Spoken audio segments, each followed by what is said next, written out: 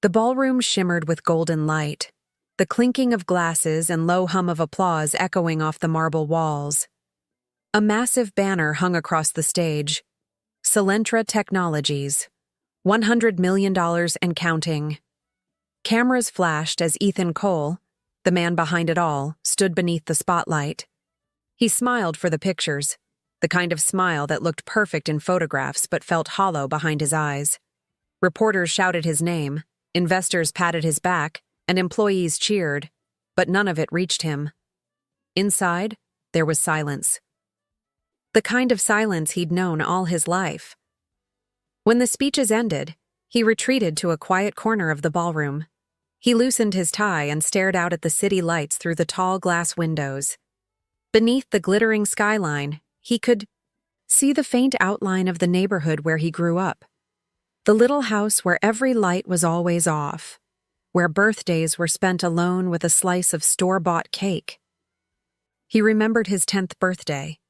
A small chocolate cake sat untouched on the kitchen counter. His parents had promised they'd be home early. His mom, Linda, had said she'd even wrap the gift herself. But when the clock struck 9, the house was still empty. He'd eaten the cake alone, listening to the sound of a car passing outside, pretending that the headlights shining through the window were for him. Ethan ran a hand over his face, trying to shake the memory. Success was supposed to make it all fade away. He had told himself that for years. Build something big enough, and maybe you'll stop feeling small. It didn't work. A waitress passed by with champagne. Ethan waved her off, checked his phone instead. 187 unread messages, congratulations from journalists, partners, even former classmates. But none from his parents. He hadn't heard from them in 19 years, or so he thought. When the crowd began to thin and music softened, his assistant Carla approached him. "Ethan, there's a personal email that came through your PR inbox," she said carefully. "I thought you'd want to see it yourself." She handed him the tablet. The sender's name made his stomach twist. Mark and Linda Cole. He opened it. "Ethan, we saw the news. Congratulations, son. We're proud of you. We've missed you so much. Maybe it's time we reconnect. There's so much we should talk about, especially all those years we lost. Love, Mom and Dad." He stared at the words. Love, Mom and Dad. Two people who hadn't said those words since he was a child. Carla studied his expression. "Is everything all right?" Ethan closed the tablet slowly. "Yeah," he said, his voice quieter than he intended. "Just ghosts from another life." That night, long after the party ended, he drove home to his penthouse overlooking the bay. The silence there was different, colder, cleaner, more expensive. He poured himself a drink and sat by the window, phone in hand, the email still open. Why now? He could almost hear his father's voice, deep, commanding, always tired. "You have no idea how hard we work for you, Ethan. You'll understand when you're older." He was older now. He understood perfectly. They hadn't been working for him. They'd been working for themselves, for the next promotion, the next trip, the next fleeting glimpse of prestige. He leaned back, closing his eyes, and for the first time in years, allowed the memories to surface fully. His mother missing his school play because she had a client dinner. His father telling him birthdays were for kids who don't understand priorities. The long evenings spent coding on his second-hand laptop, dreaming of a life where he'd finally be seen, and the promise he made to himself at 15. One day, I'll build something they can't ignore. He had kept that promise. He had built everything. Alone. The next morning he woke to find his phone buzzing again. Another message. Same sender. "Ethan, we'd love to see you in person. It's been too long. Maybe lunch next week? We're in town." He stared at it for a long time. There was a part of him, small, desperate, human, that still longed for their approval. Maybe they'd changed. Maybe they'd finally realized what they'd done. But another part, colder and sharper, whispered that people like them didn't reach out without a reason. Still, he typed back, "Lunch sounds fine. Tuesday works." He hit send. As he set the phone down, a strange mix of hope and dread coiled in his chest. He didn't know it yet, but this simple reply would unravel everything he thought he'd built, every wall, every illusion of peace. Outside his window, the city glittered under the morning sun, bright, indifferent, and full of ghosts that refused to stay buried. And somewhere, two parents who had missed 19 birthdays smiled at their screen, whispering to each other. He finally replied. The restaurant they chose was the kind of place that tried too hard to look sophisticated. Gold-accented menus, marble tables, and violin music that never stopped. Ethan arrived 10 minutes early, out of habit. He sat near the window, his reflection half lit by morning sunlight, watching people walk by. He had spent days rehearsing what he might say. Would he be polite? Distant? Forgiving? He didn't know. All he knew was that after 19 years of silence, he wasn't ready for this, yet couldn't stop himself from showing up. When the waiter led Mark and Linda Cole to his table, time seemed to fold in on itself. His father looked older, his hair mostly gray, his posture still rigid and imposing. His mother wore an expensive scarf, her smile bright and rehearsed, the kind people put on for photographs. "Ethan," she said softly, her voice trembling just enough to sound sincere. "You look amazing." He stood to greet them. "Hi, Mom, Dad." The words felt foreign in his mouth. His father's handshake was firm, businesslike. "Son," he said. "Been a long time." They all sat. For a while, there was only the clinking of silverware and the quiet hum of the restaurant around them. Finally, his mother broke the silence. "We've been following your success," she began. "We saw you on the news, that, what's it called, Solentra thing. 100 million, right? Oh, Ethan, you've made us so proud." He nodded slowly. "Thank you," his father chuckled. "I always told your mother you'd make it big. You were stubborn as a kid, always locked up in that room of yours tinkering with those computers. Guess it paid off, huh?" Ethan smiled faintly, though it didn't reach his eyes. That room of yours. As if it had been a choice. As if he hadn't hidden there because no one ever came looking for him. They ordered coffee and pastries. His mother talked about her yoga retreats and how exhausting it is keeping up with social media. His father complained about taxes, the government, and kids these days who don't respect family anymore. Ethan listened quietly, waiting, because beneath all this small talk he could feel something brewing. Something deliberate. Finally, his mother reached across the table, placing her manicured hand over his. "Ethan," she said, lowering her voice, "we don't want to make things awkward. We missed you. We've missed so many moments. Birthdays, graduations, holidays, all those years we lost." Her tone was soft, almost mournful. Ethan's chest tightened. He wanted to believe her, wanted to believe that they regretted it, that they had come to heal, not to ask.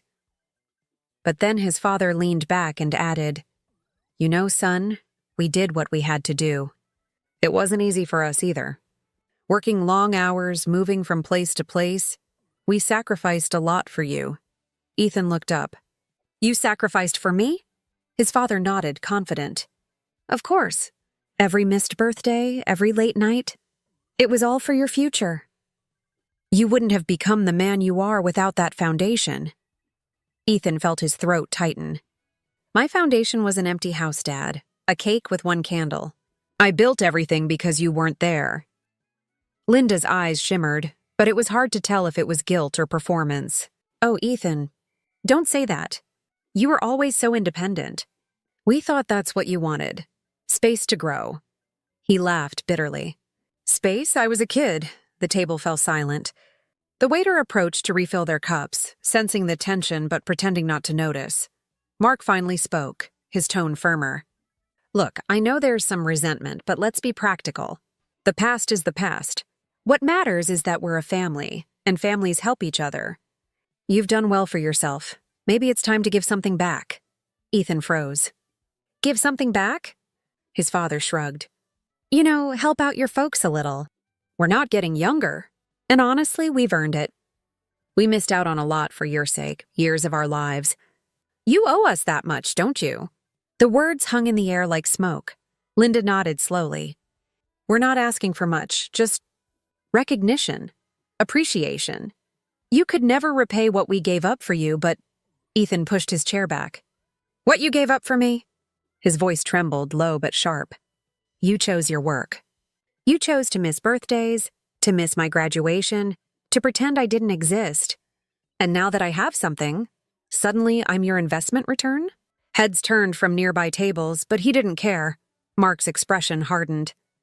Watch your tone, son. You wouldn't have made it without us.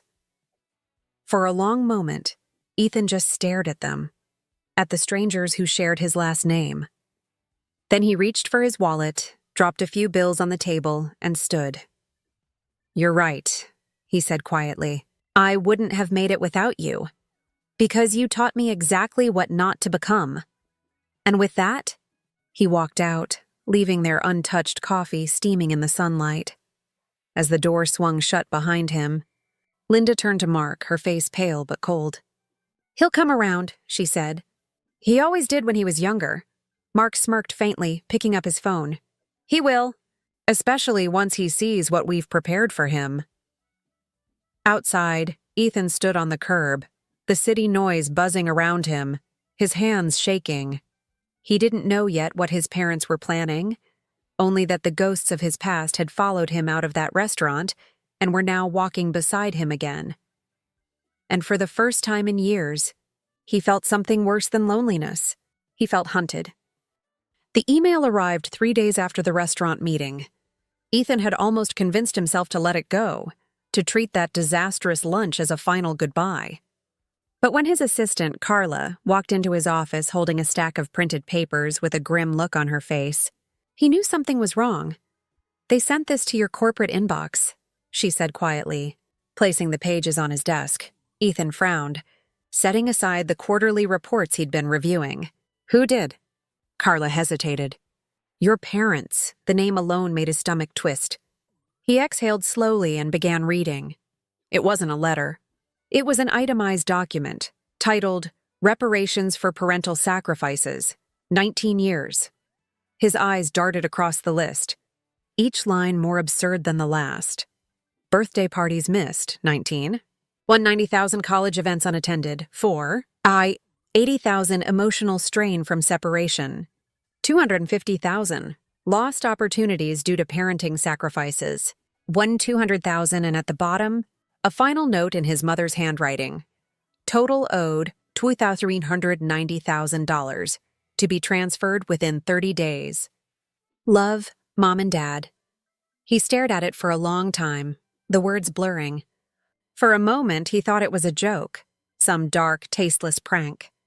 But the accompanying email killed that hope. Ethan, we understand this may surprise you, but after deep reflection, we realized how much we've sacrificed for your success. We missed our youth, our health, and the best years of our lives building the foundation that made you who you are. This isn't about money, it's about fairness. We simply want what's rightfully owed. Love always, Mom and Dad. He dropped the papers onto the desk, speechless. Carla shifted awkwardly. Do you want me to respond? No, he said. Delete it. Burn it. I don't care. She nodded, though concern clouded her face. Ethan, maybe talk to someone. This sounds crazy? He finished for her. Yeah, that's one word for it. He tried to focus on work, but the words followed him. You owe us. You owe us. Every line of code he read, every email he sent, felt hollow. That night, he sat alone in his apartment, the city stretching endlessly outside his window. The silence pressed on him like a weight. He reached for an old box in the corner, one he hadn't opened in years.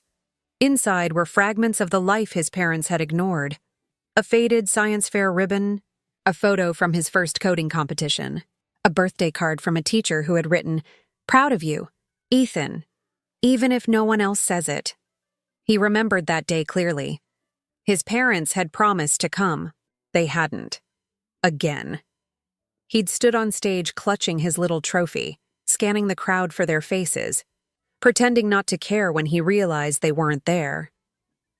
And now, after 19 years of absence, they were calculating what those moments were worth, as if love had a receipt. A knock at the door startled him.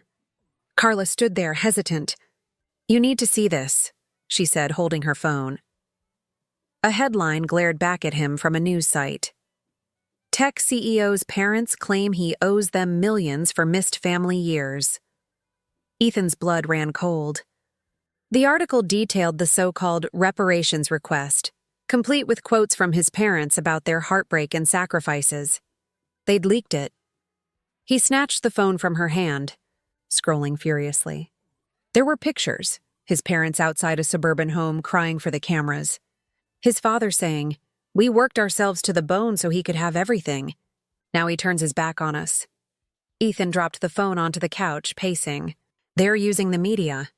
They're trying to destroy me." Carla hesitated. "What do you want me to do?" He stopped pacing and looked out the window. "Nothing. Let them talk. The truth always surfaces." But that night, as he scrolled through comments and headlines, he saw how easily people believed the story. Ungrateful rich kids are the worst. Parents deserve something back after raising him. Imagine your own son, refusing to help you after all you did. Every word felt like a cut. He couldn't stop bleeding. From? He opened his inbox again. Another email from his parents. "Ethan, you didn't respond. We had to make things public. You left us no choice. People will understand our side now.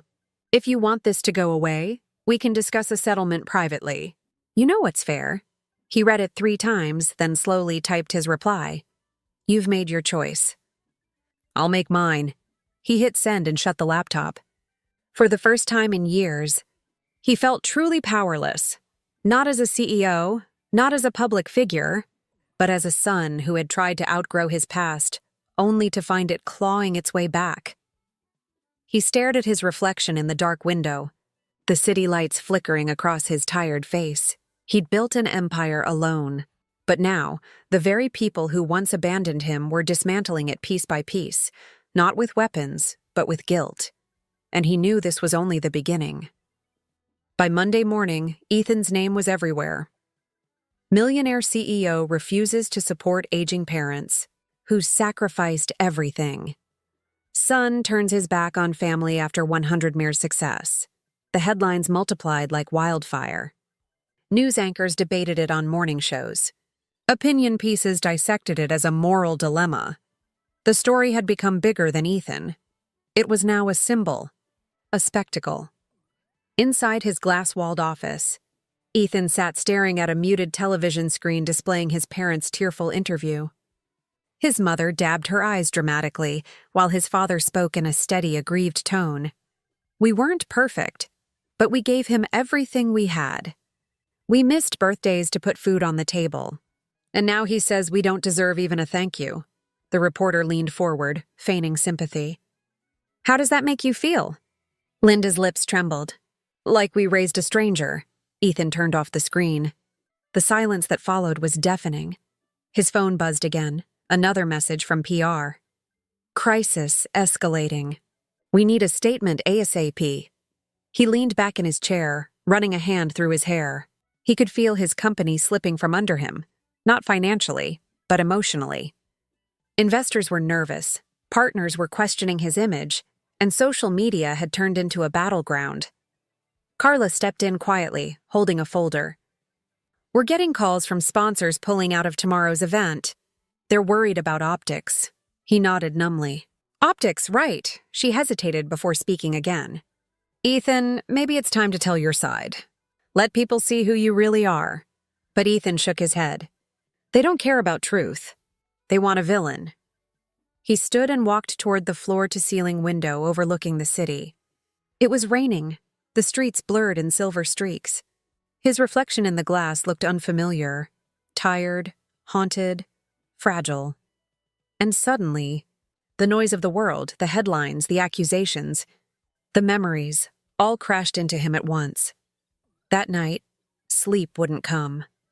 He poured a drink, turned on the TV again, and there they were, his parents once more, sitting across from a celebrity talk show host. The audience gasped and clapped at all the right moments. Mark spoke with conviction. We missed his childhood because we were building his future. And now he's building his empire while forgetting the people who gave him life. The host leaned forward. Have you tried reaching out privately? Linda sighed, performing pain like a seasoned actress. We did, he ignored us. That's when we realized, maybe he just never loved us back. Ethan's throat tightened. He muted the TV but couldn't look away. The image of them on that stage burned into his mind. Two people rewriting history while the world applauded. He could have screamed. He could have called in lawyers, issued statements, counterattacked. But instead, he sat in the darkness, letting the weight of it crush him. Because beneath all the anger, there was still that small, aching voice whispering, "Why wasn't I ever enough for them to love me?" Days blurred together. At the office, whispers followed him everywhere. Every phone call began with awkward condolences.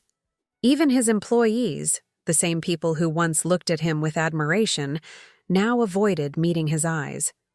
He tried to bury himself in work, but even his code seemed lifeless. His inbox overflowed with judgment disguised as advice. You should just pay them off and move on. They're your parents, Ethan. What's a few million to you? Family always comes first. Each message felt like another stone tied to his chest. Late one night, he returned to his childhood home. He hadn't planned it, he just drove, following a memory he couldn't shake. The small house stood the same, peeling paint, dim porch light flickering. The moment he stepped inside, the smell hit him, old dust and forgotten time. Everything was smaller than he remembered. The walls felt closer, suffocating. He walked through the narrow hallway, tracing his fingers along the faded wallpaper until he reached his old room. Inside, everything was just as he'd left it. The broken desk lamp, the poster of a rocket ship, the dented metal chair. He sat down, staring at the old laptop shell on the table, the one he'd used to build his first program. He remembered sitting there on his 17th birthday, waiting for them to come home. They didn't. Instead, he'd watched other families through the window, laughing around birthday cakes, the sound of music floating through the neighborhood. And that was when he'd made a silent vow. I'll make it so big that they'll have to see me. He laughed bitterly now. They saw him, all right. Not as a son, but as a paycheck. He pressed his forehead against the cold wall, whispering to the empty room. Was I ever anything to you, other than a story to sell? Outside, thunder rolled across the sky. The next morning, he called Carla. Set up a recording, he said quietly. For what? For my side of the story. There was a long pause on the other end. Are you sure you want to go public? Yes, he said. It's time. He looked around the room one last time, his voice breaking. They took my childhood once. I won't let them take my truth, too. As he left the house, he didn't notice the camera car parked across the street, journalists waiting, lenses aimed at the man they'd turned into a monster. But soon, the world would hear from Ethan Cole himself, and this time, he wasn't going to hide behind silence. The studio was small, bare, and quiet, just a single camera, a microphone, and the heavy air of a man finally ready to tell the truth. Ethan sat in front of the lens, shoulders straight but eyes heavy, the faint hum of city traffic filtering through the glass windows behind him. Carla stood off to the side, silent, watching him with that cautious mix of concern and faith. He exhaled slowly, then pressed record. Hi, he began softly, his voice carrying a tremor that wasn't weakness. It was honesty. My name is Ethan Cole. Most people know me as the CEO of Celentra Technologies, the guy who built a company from nothing. But before all that, I was just a kid who used to wait by the window every birthday, wondering why my parents never came home. He paused. The silence in the room stretched thin. I've stayed quiet because I thought silence was strength. I thought success would make me forget the noise of being unwanted. But silence doesn't heal anything. It just buries the truth under money and headlines. He glanced down briefly, then looked back at the camera. My parents are right about one thing. They did miss birthdays, holidays, school events. But not because they were working for me. They missed them because they didn't care enough to be there. They said they were building a future for me, but what they were really building was distance. I didn't have parents. I had ghosts who lived in the same house. He let out a shaky breath. And now they're asking me to pay them for those years. $2 million for 19 birthdays. For every empty seat, every unopened gift, every night I taught myself not to cry. The words poured out like water breaking through a dam. He leaned closer to the mic, eyes wet but unflinching. I don't owe anyone for my pain. I don't owe anyone for their absence. I built everything I have alone, not because I wanted to, but because no one else was there to help me. And to anyone out there who's been told they owe the people who broke them, you don't. He paused again, the kind of pause that lets emotion sink into every word. You owe it to yourself to heal. You owe it to yourself to stop apologizing for surviving. The camera light blinked red as the recording ended, but Ethan didn't move. His eyes stayed on the dark lens, as if trying to see the thousands who would soon watch his confession. Not out of pity, but recognition. Carla finally broke the silence. "That was powerful," she whispered. He turned to her, his voice rough. "Then let's make sure it's heard." The video went live the next morning. Within hours, the internet turned, slowly at first, then like a wave changing direction. The comments filled with heartbreak and fury. I felt this in my soul. Parents like that don't deserve a cent. He just said what millions of us never could. It spread beyond tech circles. It became a movement. Talk shows replayed clips of his trembling voice. Mental health advocates praised his courage. And journalists who once condemned him started asking deeper questions about emotional neglect and toxic family dynamics. His parents' narrative began to crack. Soon, their exclusive interviews turned desperate. Mark tried to issue statements claiming the list was just symbolic, while Linda tearfully insisted, "We only wanted to reconnect." But the damage was done. For the first time, the world saw through them, not as parents who were wronged, but as manipulators who had mistaken their son's success for debt. A week later, Ethan drove back to his childhood home again, not to reminisce, but to confront what was left. The house stood silent, "For sale" sign crooked on the lawn. He stepped inside without hesitation this time. In his old room, sunlight streamed through the cracked blinds, dust motes floating like memories too stubborn to fade. He sat down on the same chair where he'd once coded his first prototype and whispered, "You did it, kid." He smiled faintly, not with triumph, but peace. His phone buzzed on the table. A new message from his father. "Ethan, we saw your video. You made us look like monsters. If you think this is over, you're wrong. We're consulting legal counsel for emotional damages." Ethan stared at it for a long moment, then turned the phone off. He didn't need to respond. Not anymore. Outside, kids rode their bikes down the street, their laughter echoing through the warm afternoon. He stood at the doorway, watching them, the life he'd once wished for. Carla's words echoed in his mind. "You told your truth. That's enough." And for the first time in his life, it truly was. He walked back to his car, leaving the house and everything it represented behind him. That night, as the city lights shimmered on the water, Ethan sat on his balcony, scrolling through messages from strangers around the world, survivors, dreamers, people who saw themselves in his story. "Thank you for speaking for us. Your story gave me courage. I finally cut ties with my toxic parents today. I'm free." He smiled softly. His truth had become something larger than his pain, a lifeline for others. For the first time, he wasn't building to be seen. He was building to make others feel less invisible. The next morning, he called his legal team. "Let them file whatever they want," he said calmly. "I'm done fighting for their version of love." And when he hung up, The world outside felt lighter, like a wound finally beginning to close. The courtroom was smaller than Ethan expected, almost too ordinary for the gravity of what was about to happen. Rows of wooden benches lined the room, sunlight spilling across the polished floor.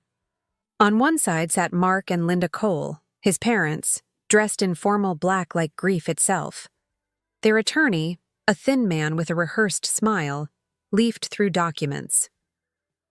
On the other side, Ethan sat quietly beside Carla, hands clasped, gaze calm. He wasn't angry anymore, not even bitter.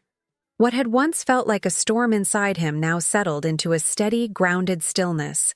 The lawsuit against him, emotional defamation and filial debt, had become national news. It wasn't just about money anymore.